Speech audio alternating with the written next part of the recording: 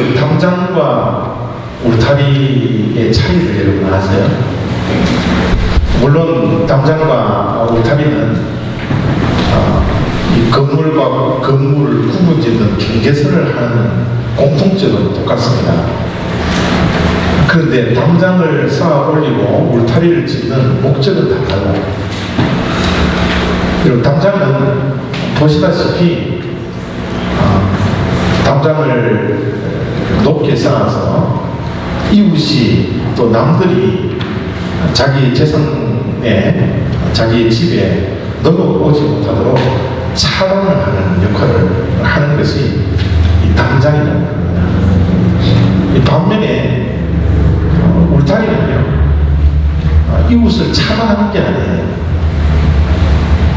울타리는 낮고요, 또 강한 재질을 사용하지 않고요, 얼마든지 이웃이 그 안을 들여다볼 수 있고, 또 안에 있는 자들이 울타리를 통해서 밖으로 나갈 수 있도록 이웃과 소통을 위해서, 경계는 구분하지만 소통을 위해서 짓는 것이 바로 울타리라는 것입니다. 담장은 닫힌 사회를 이야기하고요, 울타리는 열린 사회를 이야기하는 것입니다. 제가 언제 한번 말씀을 드린 것 같은데, 우리가 살고 있는 이 시대에 키워드는 두 가지가 있습니다. 두 가지 중 하나가 공유라는 단어이고요, 하나는 소통이라는 단어예요. 옛날에는 자기 것을 자기 것으로만 고집하던 시대가 있었습니다. 그것이 전부이고 그것이 최고인 것처럼 살아갈 때가 있었어요. 그럼 요즘은 그렇지 않습니다. 자기의 것을 자기 것으로 고집하지 않고 나눠줍니다. 공유합니다. 요즘 인터넷 세상을 들어가 보십시오. 자기가 가지고 있는 지식을 자기만 같이 가지 않아요. 얼마나 많이 나누느냐에 따라서, 얼마나 많이 나누고 영향력을 끼치느냐에 따라서 그 사람은 성공한 사람이다, 실패한 사람이라고 우리가 규정을 지을 수 있습니다. 이 세상은 다 이제 나누는 세상이 되었어요. 소통이 되어야 합니다. 불통이 되면 문제가 많아요. 의사소통을 해야 합니다. 인간관계에 있어서도 이 의사소통이 너무나 중요하기 때문에 요즘은 대학교에서도 이 커뮤니케이션이 굉장히 인기를 얻습니다. 커뮤니케이션 스킬이 있어야 된다는 거예요. 인간과 인간을 소통시키는 언어가 발달되어야 된다는 겁니다. 우리가 잘 알고 있듯이 우리 몸 안에는 많은 장기들이 있습니다. 그런데 여러분, 우리 장기들 가운데 중요하지 않는 장기들이 무엇이 있겠습니까마는 우리 몸 안에 있는 모든 장기는 그 자리를 지켜야 합니다. 그 자리를 지키지 않으면 안 돼요. 근데 여러분, 이 세상에 우리 몸에 가지고 있는 모든 장기들 가운데 가장 중요한 것은 뭐냐면 흘러다니는 피입니다. 피는 제자리에 있으면 죽습니다. 피는 소통해야 돼요. 혈관을 통해서 흘러가야 합니다. 피가 흐르지 않으면 우리는 죽어요. 흘러야지, 소통되어야지 우리는 살 수가 있습니다. 어떻게 보면 혈액이, 피가 우리의 몸 안에 제일 중요한 역할을 감당한다고 해도 과언이 아닙니다. 그렇기 때문에 우리 몸 안에서 가장 중요한 이 피가 소통이 원활하게 될 때 우리는 건강한 몸이다, 살아있는 몸이다, 그렇게 말씀을 하고 있습니다. 앞으로 우리 교회의 미래는 닫힌 교회가 되면 안 돼요. 이웃과 차단이 된 교회가 되어서는 안 됩니다. 우리가 가지고 있는 걸 지키려고 담장을 높이 쌓으면 안 됩니다. 우리는 이웃과 소통해야 합니다. 우리가 가지고 있는 이 복음을 열린 마음 이웃에게 나누어줘야 합니다. 그것이 우리가 살아가야 할 방법이요, 살아있다는 증거가 된다는 것입니다. 오늘 우리가 나눌 하나님의 말씀의 은혜는 우리가 잘 알고 있는 선한 사마리아인 비유입니다. 이 선한 사마리아인 비유의 처음이 이렇게 시작됩니다. 25절입니다. 어떤 율법 교사가 일어나 예수를 시험하여 이르되 선생님, 내가 무엇을 하여야 영생을 얻으리까? 율법 교사가 질문하는 동기는 뭔가 좀 잘못된 것 같아요. 예수님을 시험하려고, 꼴문을 그리려고 영생을 어떻게 얻는지에 대한 질문을 한 것 같아요. 동기는 잘못되었지만 영생을 어떻게 얻느냐에 대한 질문의 핵심은 얼마나 소중한 질문인지 모릅니다. 어떻게 보면 우리 인생에서 가장 소중하고 가장 중요한 질문을 지금 율법사가 하고 있는 질문입니다. 영원히 사는 문제, 영원한 생명의 문제, 영원한 것에 관한 관심, 얼마나 소중합니까? 얼마나 중요한 내용입니까? 제가 신학을 공부하기 전에 비즈니스를 하다가 쫓아가 안 했어요. 가지고 있던 모든 재산들을 다 날려버리는 그런 일들을 다 하고 말았습니다. 젊었을 때인데 그 일을 당하고 나서 이 세상의 모든 일들이, 내가 찾고자 했던 그 무엇들이 다 허무할 뿐이고 다 일시적인 것이라는 사실을 깨닫게 되었습니다.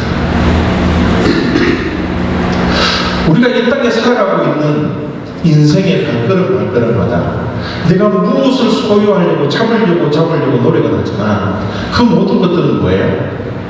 일시적인 것들입니다. 있다가 없어지고 많은 것들이에요. 그래서 신학을 공부하기 전에 내가 일시적인 것을 쫓는 인생이 되지 말고 영혼을 위해서 쫓는 인생이 되어야 되겠다. 그래서 이 세상에 영원한 것이 무엇일까 고민하고 걱정하고 질문을 던졌던 적이 있습니다.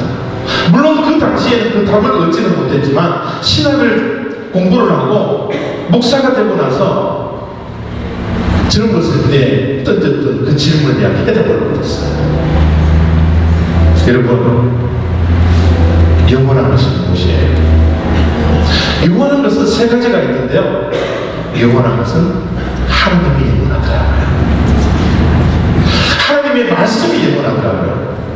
그리고 우리의 육신은 썩어져갈 일시적인 것들이지만 이 안에 있는, 내 몸 안에 있는 영은 영원한 것입니다.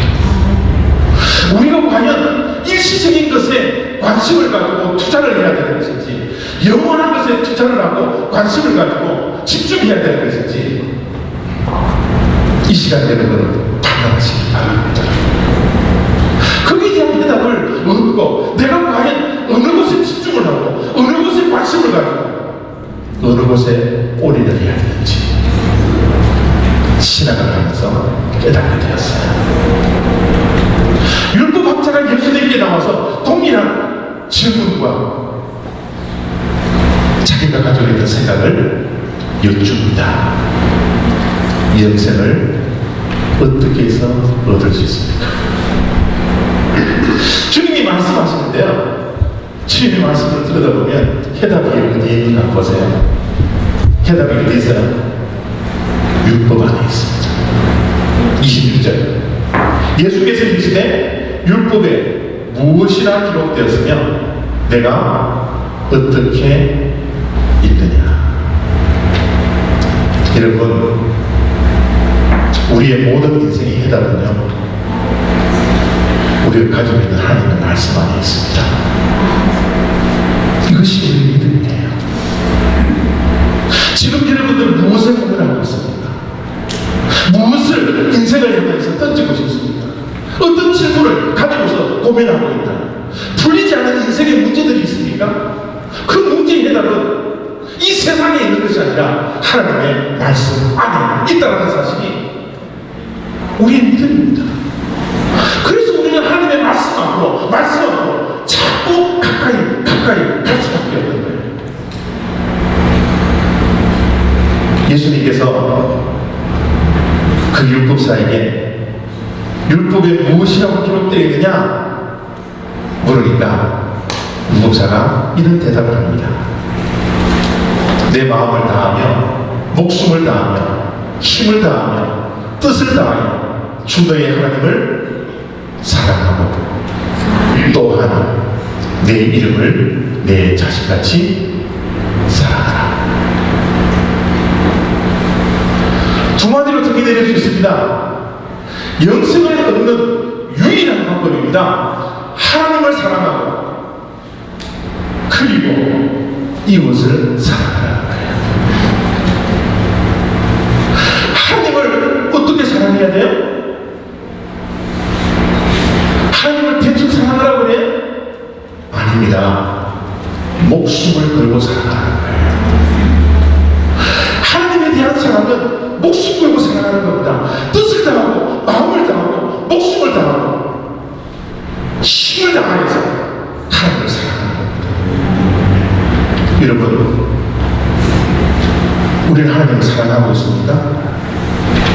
하나님의 말씀대로 하나님을 사랑하고 있나요? 놀라운 사실은 이웃 사랑을 이야기할 때 하나님 사랑과 동등한 위치에 두고 이웃을 사랑하라는 겁니다. 하나님을 사랑하는 자는 반드시 이웃 또한 사랑해야 된다는 거예요. 어떻게? 자기 자신을 사랑하는 것. 자기 자신을 사랑하는 것처럼 이웃을 사랑하는 겁니다. 지난주에 우리 한인교회의 미래에 대해서 제가 말씀을 어두운 미래를 밝혀드렸지만 우리가 신앙생활하면서 참으로 많이 착각한 것 가운데 하나가 뭐냐면, 물론 여러분 믿음을 통해서 우리는 반드시 영생을 얻습니다.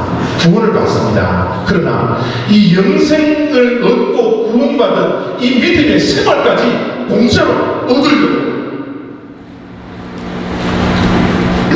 믿음의 생활을 하지 않는 분들이 많이 있더라는 거예요. 믿음의 생활은 공짜로 얻는 게 아닙니다. 하나님을 사랑하되 목숨 걸고 사랑해야 되고요. 이웃을 사랑할 때 내 자신을 사랑하는 것 맞고, 사랑할 때 우리는 마지막 영생을 거머쥘 수 있다는 사실을 우리가 잊어서는 안 된다는 거예요. 이렇게 예수님께서 율법학자에게 영생을 얻는 방법을 이야기를 하니까 이 율법학자가 또 다른 질문을 예수님에게 합니다. 그 말씀이 29절 말씀인데, 예수께서 일자오되 그러면 이웃을 자기 자신과 같이 사랑하라 그랬는데 내 이웃은 누구입니까? 내가 누구를 사랑해야 합니까? 라고 질문합니다. 이 질문에 대해서 예수님께서 또 답을 내리시는데 그 답이 우리가 잘 알고 있는 선한 사마리아 비유라는 거예요. 저 선한 사마리아 비유에 대해서는 너무너무 여러분들이 잘 알고 있기 때문에 자세한 설명을 드리지 않습니다. 저 사진에 그림에 나와 있는 것처럼 강도 만난 이웃이 있었는데 그 이웃을 보고 바리새인 레위인은 도움을 외면하고 자기 갈 길을 가버립니다. 그런데 유대인들이 천시여기고 멸시여겼던 그 사마리아인이 다가와서 그 이웃을 강도 만난 자에게 도움을 주고 피를 필요를 채워주는 이야기가 선한 사마리아의 이야기입니다. 제 이야기를 마치고 예수님께서 이런 비유의 결론을 내십니다. 내 생각에는 이 세 사람 중에 누가 강도만 자의 이웃이냐. 여러분, 우리가 국어를 다 배운 사람들이기 때문에 29절에 나오는 질문과 36절에 나온 예수님의 질문의 차이점을 우리가 알아내야 합니다. 오늘 말씀의 키포인트는 36절 말씀이에요. 29절에 내 이웃이 누구입니까? 라고 던진 질문은 그 중심에 내 자신이 있습니다. 자기 중심이 되어서 내 주변에, 자기 중심이 되어서 내 주변에 과연 어떤 사람들이 내 이웃이 될 겁니까? 라고 던지는 질문이에요. 그러나 예수님의 질문을 가만히 들여다보면 내 중심이 아닙니다. 질문의 중심이 누구예요? 그 사람입니다. 강도 만난 그 사람의 이웃이 누구인가? 초점이 달라요. 관심이 다릅니다.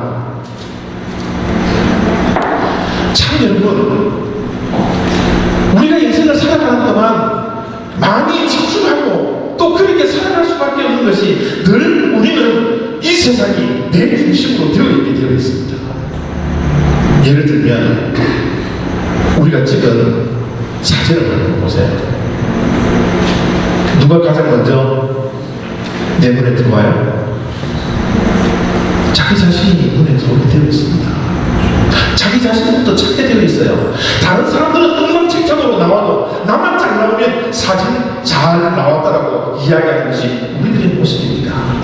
왜요? 이 세상은 자기 중심으로 움직여야 되기 때문에 그래요.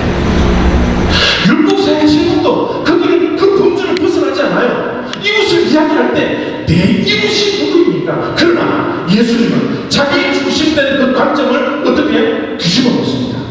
예수님은 우리의 생각과 우리의 관점과 우리의 중심을 늘 뒤집어 놓기를 원하지 않겠습니다. 예수님의 관심은 내 자신의 세상이 아니라 그의 이웃이 누구입니다. 그가 중심이 됐습니다. 뒤집었어요. 혹시 아이들 키울 때 생각이 나시는지는 모르겠지만요, 아이들이 언제 뒤집어요? 아이들이 태어나고 언제 뒤집습니까? 오늘 일부 예배 때 제가 질문을 던지니까 120일 정도 되면 뒤집습니다 라고 이야기를 하더라고요. 맞아요? 여러분, 100일이 되든 80일이 되든 120일이 되든 아이가 뒤집을 때가 있습니다. 자, 여러분, 아이가 뒤집는 이 사건을 굉장히 영적으로 해석할 수 있어요. 아이가 뒤집기 전에는 그 아이의 중심은 자기 자신이었습니다. 자기 자신이 세상의 중심이었어요. 자기 자신이 배고프면요, 울어야 합니다. 그러면 누군가가 제재를 갖다 줘요. 기저귀가 차 있으면 울어야 합니다. 그러면 누군가가 도와줘서 기저귀를 갈아줍니다. 울면 다 돼요. 그 기저귀를 갈아주고 젖을 주는 엄마 아빠가 이 세상에 전부인 것처럼 보았습니다. 자기가 중심이 되어서 주변에 있는 사람은 아빠 엄마가 전부였어요. 그러나 아이가 때가 되어서 뒤집었을 때 아빠 엄마 이외에 주변들이 보이기 시작합니다. 주변을 보고 그것을 보고 잡으러 갑니다. 넘어지는 줄도 모르고 떨어지는 줄도 모르고 그냥 달려가요. 왜요? 이제 옆이 보이기 시작하는 거예요. 이 세상이 엄마 아빠가 전부가 아니라는 사실을 이제 깨닫기 시작합니다. 뒤집는 그 순간에 아이는 성장하고 성숙하는 단계로 가기 시작합니다. 우리의 신앙도 마찬가지입니다. 우리의 인적인 생활도 마찬가지예요. 나 중심의 신앙생활. 기껏 생각해봤자 내 주변에 있는 내 가족들, 이것만 생각하고 있는 신앙생활을 할 때가 얼마나 많이 있습니다. 그것이 전부인 것처럼, 그것이 세상의 전부인 것처럼 살아갈 때가 얼마나 많이 있어요. 그러나 세상의 성숙에 도가 올라가면 올라갈수록 주변이 보이기 시작해요. 이웃이 보이기 시작합니다.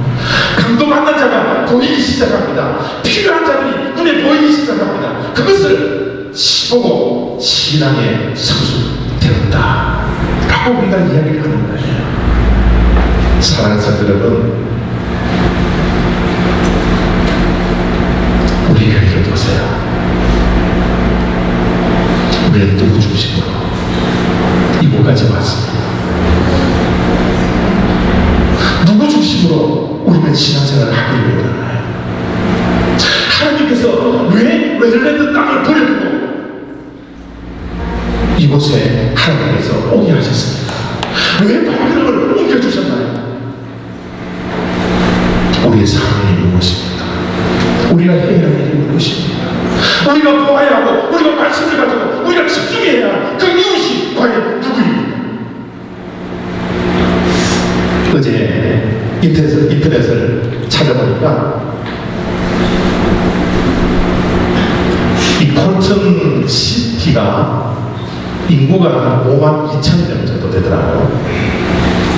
이 52,000명인데 여러분 앞에 도표를 보셔서 알겠지만 아시아 사람은요 단 5%에 불과합니다. 과연 저 5% 아시아 인구 가운데 한국 사람들이 몇 명이 있겠습니까? 그 반면에 71%를 차지하고 있는 것이 히스패닉 사람입니다. 이 콜튼시리의 모조리티는 히스패닉이에요. 하나님께서 한국 사람도 있지 않는 이 지역에 왜 하나님께서 보내주셨을까요? 왜 우리가 이곳에 왔습니까? 우리만 은혜 받기 위해서요? 우리만 복 받기 위해서요? 우리만 담장을 쌓고 이웃을 향하여 모든 문을 닫아가버리고 우리만 즐겁게 우리만 해피하게 신앙생활을 하기 위해서요? 아닙니다. 이제 우리는 우리의 생각을 뒤집어야 합니다. 10여 년 동안 교회를 짓기 위해서 우리의 중심으로 예배당을 마련하기 위해서 교회를 짓기 위해서 우리가 노력했지만 이제부터는 우리의 생각과 우리의 관심과 우리의 모든 집중은 뒤집어야 합니다. 이제 우리의 시선은 이곳을 향하여 과연 우리 주변에 감동받는 자들이 누구인지를 알아내야 합니다. 그들을 향하여 달려가야 합니다. 그들을 품어야 합니다. 그들을 도와야 합니다. 특별히 영적으로 감동하는 자들을 향하여서 아직까지 예수 그리스도를 알지 못하고 복음을 듣지 못하고 하나님을 알지 못하는 영적으로 감동하는 자들을 향하여서 그들에게 도움을 주고 우리가 가지고 있는 이 복음을 우리의 소망을 그들에게 나눠줄 수 있는 교회, 이런 교회가 되라고 하나님께서 이곳에 보내주셨어야 분명히 믿습니다. 사랑하는 성도 여러분, 이제 우리는 이웃이 누구인가를 발견해야 합니다. 그리고 다가가야 합니다. 그리고 그 이웃을 내 자신같이 사랑해야 하는 사랑이 우리들에게 주어졌습니다. 참 여러분, 놀라운 것은요, 이 모든 일들을 율법학자가 다 알고 있었다는 거예요. 율법학자가 영생을 얻는 길이 하나님을 사랑하고 이웃을 내 자신과 같이 사랑하는 그것을 다 알고 있었다는 겁니다. 그래서 예수님께서 그 율법학자에게 이런 말씀을 합니다. 예수께서 이르시되 내 대답이 옳도다. 어떻게 해요? 이를 행하라. 또 예수님이 강조를 합니다. 37절입니다. 예수께서 이르시되 가서 너도 이와 같이 하라. 우리가 얼마 전에 야고보서를 주일마다 들었는데 여러분, 야고보서의 강조점은 하나입니다. 영혼 없는 몸이 죽은 것 같이 행함이 없는 믿음은 어떻게 해요? 죽은 것입니다. 마음만 있어서는 살아있는 믿음이 아니래요. 깨달음만 있어서는 그것은 진정한 믿음이 아니래요. 죽은 믿음이라는 겁니다. 우리가 행동하지 아니하고 실천하지 않으면 그것은 죽은 믿음이라는 거예요. 우리가 이웃을 사랑하는 것 알면서도 지키지 않고 실천하지 않는다면, 강도받는 사람들에게 우리가 도움을 주지 않고 필요를 채워주지 않는다면 그것은 죽은 믿음이라는 겁니다. 우리가 다음 세대를 위하여 준비하지 않는다면 그것은 죽은 믿음이라는 거예요. 여러분, 예수님께서도 분명히 우리 모두에게 이런 말씀을 남겼잖아요. 나더러 주여 주여 하는 자마다 천국에 다 들어갈 것이 아니라 다만 하늘에 계신 내 아버지의 뜻대로 행하는 자가 들어가리라. 불교처럼 산속에 들어가서 도를 깨닫는 게 아니에요. 마음 수양하는 그런 종교가 아닙니다. 우리 기독교는 믿음을 실천하는 종교입니다. 내가 가지고 있는 지식과 깨달음, 하나님의 말씀을 실천하는 겁니다. 하나님의 뜻이라면 우리가 하나님의 미달이 될 수 있는 그런 희생과 헌신을 감당해야지 우리가 천국에 들어가 하나님께 인정받을 수 있는 믿음의 백성이 된다는 사실을 우리가 잊어서는 안 됩니다. 예수님은 성김에 실천을 하신 분이에요. 말로만 섬긴다고 말씀하시지 않았습니다. 직접 제자들의 더러운 발을 씻겨주셨습니다. 실천하는 영성이었어요. 사랑하는 성도 여러분, 우리가 씻겨줘야 할 더럽혀진 발이 누구입니까? 우리가 손을 뻗어야 할 그 이웃이 과연 누구입니까? 그 사람이, 각도받는 그 사람이 누구입니까? 이제 우리는 기도하면서 하나님께서 붙여주실 그 이웃을 향해서 한 발자국 달려가야 합니다. 그것이 우리 교회에 주어진 사명입니다. 이제 우리 교회는 우리 교회 지었다고 기쁨이 맞춰져서 감사하는 것에 맞춰져 있는 것이 아니라 이제 새롭게 우리의 생각과 우리의 관점을 뒤집어 놓고 우리가 채워온 이 당장을 무너뜨리고 이제 이웃을 향하여 나아가야 할 때입니다. 이웃을 품어줘야 할 때입니다. 기사님들이 다 어려운 것은 아니지만 그중 어려운 자들을 우리가 찾아 나서는 축복이 있어야 합니다. 이 코튼 지역에 수많은 히스패닉을 향하여서 우리가 받았던 예수 그리스도의 보혈을